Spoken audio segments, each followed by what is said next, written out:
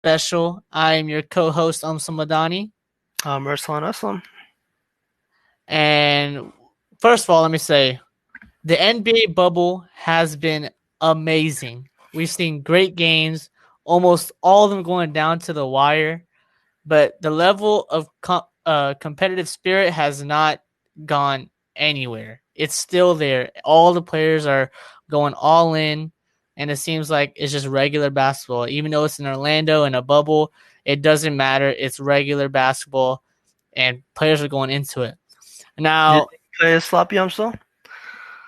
well, it's sloppy, but players are like they're, they're making the sloppiness minimal. If you get what I'm trying to say here, Yeah. it's sloppy basketball, but it's like I think it's more on the defensive end than it is on the offensive end. If you think of the sloppiness, because there's a lot of miscommunication, and that makes a lot of sense. You know that teams haven't played with each other for over like 4 months, so it does make sense. But let's get right into this recap. First game we're going into is the game that just ended, a OT thriller with the Houston Rockets and the Dallas Mavericks. The Houston Rockets make a miracle comeback. Robert Covington tips the ball in at the end of the fourth with 2 seconds left to tie the game. They go into overtime. Rocco comes up clutch again, hits another three, and the Rockets were able to pull away with the 153-149 victory. Now, Ersan, what are your thoughts on the game? Dude, it was probably one of the most craziest games I've seen, especially with the whole restart happening, getting to watch the Rockets, play their game. I think it was a very, very exciting moment for me, right? The game started off, Rockets, came away. They were playing a little bit aggressive, and then you can kind of got to see that the defense was a little bit sloppy, like you mentioned before. And then James Harden, man, where do I begin? In my opinion, James Harden is the greatest offensive player in this league. I don't know if you agree with that or not, but dude, he carried the Rockets on his shoulders, and it was just one of the most craziest games I saw today. But can we talk about the contributions that they had from the role players? Daniel House is banging threes. You had Ben McLemore before he got fouled out. He was hitting threes. I mean, you look at Daniel House, right? He's a streaky shooter, but when he is on, he is on. He went 6 for 12 from deep, shooting 50%, and had 20 points. Now, that's we have to realize that this probably might not happen every single game, but when it does, and the Rockets are hitting their shots, they're going to be lethal. I mean, they scored 153 points. It was 75-85 at the end of the half. Now, also with that, there was a lot of sloppy defense, a lot of miscommunication. But at the same time, we saw in the first quarter, you had guys like Kristaps Porzingis hitting fadeaway, contested mid-range jumpers. Now, it's going to be hard to stop that with 6'5" defenders like PJ Tucker on Kristaps Porzingis, who's 7 feet tall. It is not going to be easy to guard that, and they are contesting the shot, but Porzingis does have the height advantage. But the thing I loved was that they were in the first quarter they were contesting a lot of shots, but when it came to the second half, the Rockets were leaving men open. Like you saw a lot of open threes for Tim Hardaway. You saw a lot of Trey Burke was lighting it up. A lot of open threes Trey for him, Burke. and it was just a battle, and it really came down to who can get the most stops. And we saw last 3 minutes of the fourth quarter, the Mavericks nearly went ice cold, and the Rockets took advantage of that. So they were able to stay in the game, and an amazing tip-in layup by Robert Covington. And man, there's not much I can say about like I can't put Covington's play into words. He had those key blocks on Porzingis, and he had a swat down on Seth Curry. Like, man, it was just a great game to watch. A great start to the season for the Rockets, and another great win. And I mean, if I'm looking at it, I think the player of the game is definitely Robert Covington. But you could also give it to Harden. That's the thing. A lot of players showed up for the Rockets, and yeah. I mean, what are your thoughts? Who do you think deserves the player of the game? I definitely agree. I would definitely give it to Robert Covington. Without that tip in, we would have never gone into overtime. But I would definitely give honorable mentions to James Harden, Russell Westbrook. And then you also have key pieces like PJ Tucker, who played an amazing defensive game. He had a couple threes on the corner. And then can we also talk about Jeff Green? He really surprised me today. I was not really expecting him to do much, but he came in. He ran the pick and roll with James Harden, and he had that ability to catch the ball and drive it in. I know Ali Khan had mentioned something on Twitter about the usage of Jeff Green versus Clint Capella, where Clint Capella had a hard time gathering the ball and attacking the rim, whereas Jeff Green can kind of have that mix between catching the ball and finishing, as well as driving and attacking to the rim. So it was a great game. Luka Doncic, of course, he's going to be a great player. I just felt like the Dallas Mavericks was hitting every single three-pointer. It just came down to who wanted to win the most, and James Harden and the Rockets decided to pull away with that, and it all came down to them locking in that defensive lock in towards the end of the game. I agree with that 100%. It was the Rockets that were pull away with it, but next game I want to see some more defense. I mean, we saw the offensive output, but I want to see a little bit more better communication because over the past few months and once they got into the bubble, all Tucker was talking about is defensive communication, and we got to see that more from Houston. And yeah, that's gonna be the biggest thing to look at over the next few games. Who do you think would happen with Houston Rockets and Portland? What are your thoughts on that this coming up Sunday? I think Portland's a scary team to play just because of the potential they have. If Nurkic can get back to what he was like before his injury, it will be scary to see what they could do. But I'll tell you one thing.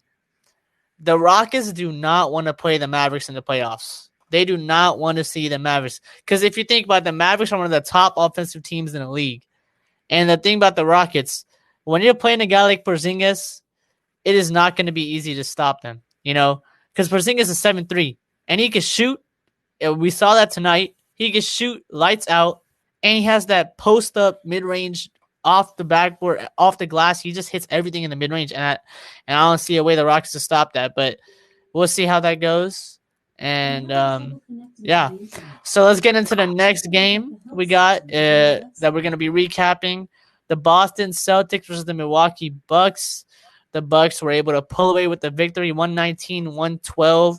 Giannis Antetokounmpo ended up with 36 points and a great output there, 15 rebounds, 7 assists. And, Jason Tatum really struggled in this game. Jason Tatum was not able to hit a shot. He only had 2 field goals made out of 18, shot 11%. And, that's kind of, weird to see because, before the NBA hiatus began, it looked like Tatum was turning into a star. Like he was playing the best basketball of his career, but it was a tough loss. And one thing I have to bring up, Giannis fouled out of that game. The ref, took him. It was okay. They reviewed a foul call, right? They said it might have been hostile action. So they reviewed it's a foul. They know it's a foul, but they want to see if it was hostile action. And they reviewed it like, no, it wasn't hostile. They stopped the foul. They take it away, and Giannis is able to stay in the game. I was like, okay, I didn't understand that rule, but that was Giannis' sixth foul. And get this, they were tied. There was 2 minutes left in the game, and the Celtics and the Bucks are tied, and the Celtics are pulling it with the momentum. So if you think about it, the Celtics had everything going for them. If Giannis gets fouled out there, it's likely you see the output of the game. The outcome of the game would be the Celtics winning this game. But the Bucks get away with it. I thought it was a terrible call by the refs, but they went on. Then another trip down the floor. The Bucks, another foul happens. They say it's a charging foul on Giannis, which would have gotten fouled out again. Which I think was a clear charging foul because I think I forgot who the defender was. Sorry for that. Marcus Smart. He draws the charge. He's out of the restricted zone. So and he's set. I thought it was a clear charge, but once again they called it back. They said it was a blocking foul, and Giannis gets bailed. I think that was a bailout. And honestly, I was really upset. But here's the thing: the Bucks were playing their hearts out. I gotta give it to them; they were playing really well. But I think the Celtics deserved that game. But at the end of the day, Bucks did win, and that's without Eric Bledsoe. So it will be it's kind of scary to see how hard it was for the Celtics to beat the Bucks even without Eric Bledsoe. I don't know. What are your thoughts on that? Definitely agree. Um, the first play you mentioned about the hostile act, I definitely agree. If the ref decides to stop a play right there, you can't just stop play and then just kind of go on with the game. If you have that thing and you feel like it was a hostile act, at least it should be either a team foul or some kind of foul. You can't just stop the play and then, kind of get back to it. As far as that second one that you mentioned, with the charge, it could go both ways. I definitely thought Marcus Smart's left foot was on the restricted area, but again, I didn't pay too much attention to that.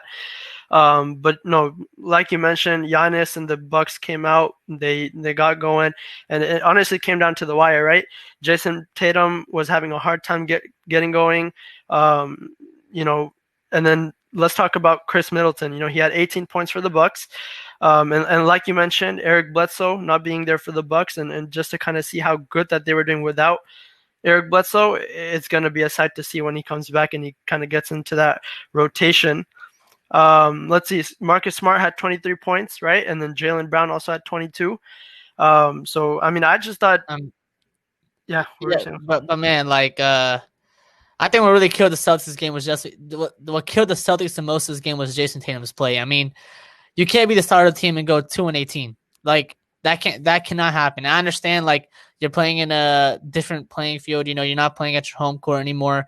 You're in Orlando. No one has home court, and he needs to find a shot because if they play with Tatum not shooting 11%, they're not going to win. And watching it was kind of like watching you back in the day shooting 2 for 18. I mean, I know you cannot hit shots for your life, but that's what it looked like. It looked like you in the NBA. And I'm just like, dang, you're gonna have to wait till this Corona thing blows by, and then once we get back on the court, I think we gotta have a video out, have a one-on-one uploaded on our YouTube channel, and we can let the viewers decide who really got the skill. And before we get into the next game, which will be the last game we'll be recapping because this will be a shorter episode, but it's late night, so I hope you guys like it. We're going to get into some questions in the comments. We have a question from Salvan Ghani. Yo, DimeTime. How's the offense for the Rockets changing due to Eric Gordon being injured? And Eric Gordon's injury, I think, it's a big blow for the Rockets. But at the same time, I think it's a bigger blow for the Rockets on defense than it is on offense. Because on offense, if you guys remember, Eric Gordon was not playing good at all. He was shooting at a really low percentage. I'm not sure for the exact statistics, but he's playing at very low, shooting a really low percentage. Just watching him play is like the eye test. You were like, he's not the same guy. Mm-hmm. And it just sucks to see him get hurt again because he's been injured throughout the season so much, and he has a 4-month hiatus to get fully healthy. He's finally fully healthy for the first time, and he gets hurt once again. And it's just tough to see a man like that go down. And honestly, in offense, we just saw tonight, it did not hurt him at all. They scored 153 points. I mean, come on. Daniel House stepped up. Then McLemore stepped up. Even though he got fouled out, he stepped up on offense. We had a lot of Peter Tucker was hitting these in the beginning of the game. It did not affect my offense at all. So I think that's offense is fine. It's the defense that they really struggle on without Eric Gordon. And you got anything else to add to that? No, like you said, Eric Gordon, for me personally, is very streaky at points. Sometimes, he's going to go off and he's not going to miss a shot. And, the Rockets really need that. But at the same time, sometimes he just goes very cold. I personally, with Eric Gordon, it's more of a every time he drives it to the bucket, gets fouled, he complains. So I don't know. I have mixed feelings about Eric Gordon, but he definitely plays a key role with the Rockets. Comes clutch sometimes here and there. So yeah, I mean, like you said, if we're focusing on the offensive side, like you said, I don't think it really hurt the Rockets too much. If everyone else can knock down their shots, then I think we're good to go. But definitely defensive side, we really would need Eric Gordon's defensive energy.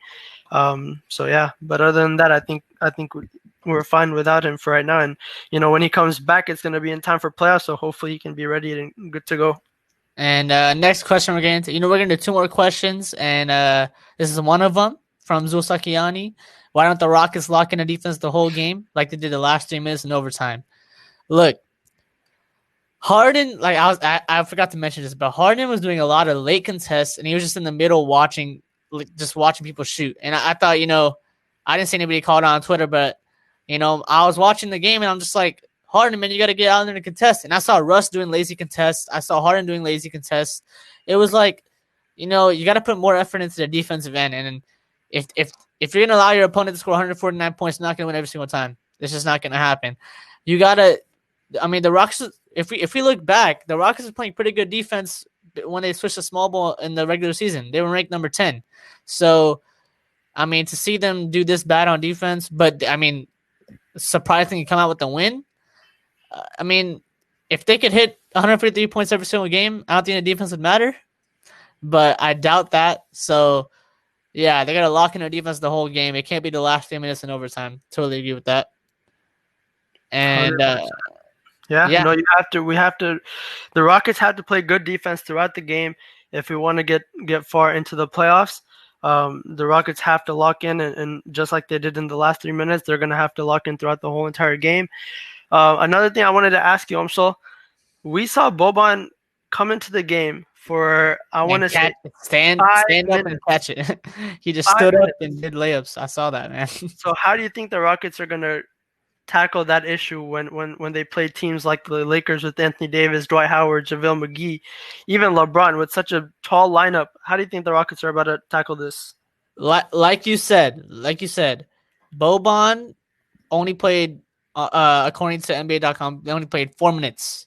4 minutes in the game, right? Now, let me tell you why I didn't play 4 minutes. The Rockets' small ball eliminates the big man.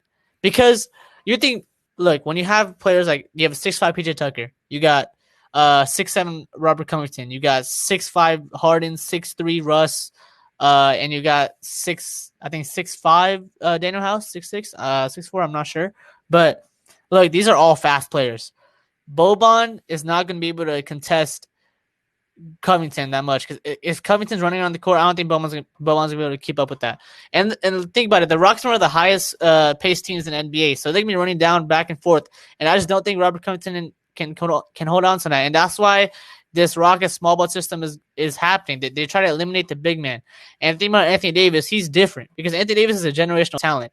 He can keep up with that, but at the same time, the Rockets, like we saw in the regular season when the Rockets played the Lakers and they beat them once. I think they beat the Lakers once. And what they did was they took the Lakers off 3-point line and they kept on making LeBron and AD play the inside game. And that's what they're just going to have to do the entire time to the big men, because the philosophy is threes are better than twos. You let the other team take some twos and you shoot up them threes. They shoot 50 per game. So they got to hit their shots to beat the other teams. And, that's going to help us transition to our next question, which is going to be the last one we're going to be answering. Tell us about Robert Covington's very poor perimeter shooting. He did go. He went, I think, what was it? He went 1 for 9 from 3-point land, and that can't happen. But there were other shooters that made up for that. You had, like I said, House was absolutely balling out tonight, and he made up for that. Ben McLemore was hitting his shots when he had his chance. Harden was a flamethrower. He was hitting his shots the entire game. You had other players like Tucker hitting 2 threes. You had Rivers putting in a 3, Jeff Green putting in a 3, Westbrook putting in a 3. Like, perimeter shoot, the Rockets have a lot of shooters. So I don't think one person's shooting is gonna really bring down the Rockets. But Robert Covington going for 9 is a no-no. So they need him to really get back into the mojo and hit those threes. I mean, he did hit the clutch 3 of the game to pull away with the victory. So if we can see more of that, that'd be great. Yeah, definitely. I agree. I don't have much to say. Robert Covington, came up with that clutch 3, and I think that's all we needed. But probably a rough start. First game of the season, first regular game of the season. I think it's just gonna take him a little bit longer to kind of get in his rhythm, and hopefully we're gonna see him knocking down some crucial shots in the next couple games. And just one last thing I want to bring up on the Rockets. Hamza Rahman said this: you got to give props to Harden for increasing his endurance over the break, and I totally go with that 100%. I heard him saying in the game he was going up the stairs, going down the stairs, trying to get his conditioning back up for these overtime games. I just got to give him props for that. Just got to put that in there. And the last game we're going to get into is the Los Angeles Clippers versus Los Angeles Lakers, which was last night, Thursday night. Doubleheader on TNT. It was the second game, and it came right down to the wire. The Lakers were able to pull away with it 103-101 off a ridiculous putback by LeBron James, which I have to say, shame to the Clippers for allowing him to get the rebound. I mean, you had when you saw the game, they had like 4 Clippers around the rim. Just standing there, and they watched LeBron get that rebound, put it back in, and that was not acceptable. But here are my takeaways from that game. The Clippers are a deep team. Even without Montrezl Harrell and without Lou Williams, they only lost by 2 points. Now, you think like, okay, the game's going to be different when they're both back. But look, Lou Williams is responsible for almost he's their leading bench scorer. So when you don't have Lou Williams on the floor, it's like, they had to rely on Reggie Jackson to come off the bench and score for them. So, it's really, or not Reggie, they had Reggie Jackson and Patrick Beverley in with the bench players, with the bench lineups when Paul George or Kawhi's not on the floor. They had him in and they relied on them to score, but it was really hard for them because, they don't have Lou Williams out there. And Montrezl Harrell would have been a key factor because he would have been the guy to kind of get the rebounds and block shots from JaVale and AD because he's one of the most key players on the team if you think about the Clippers. But one thing I did see, the Clippers still the best dynamic duo defensively. I mean, when you think of Kawhi and Paul George perimeter defense, that is scary when you think about that because you saw LeBron, he was struggling shooting the ball almost the entire game.